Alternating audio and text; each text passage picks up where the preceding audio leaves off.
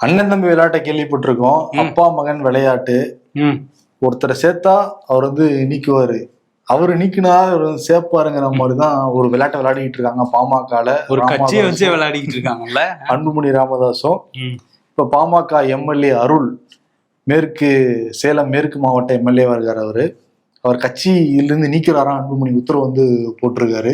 கட்சியில இருந்தே தூக்குறாரா? ஏற்கனவே பொறுப்பு கொடுத்திருந்தாரு ராமதாஸ், இப்ப கட்சியிலிருந்தே நீக்கிறாரு அன்புமணி ராமதாஸ்.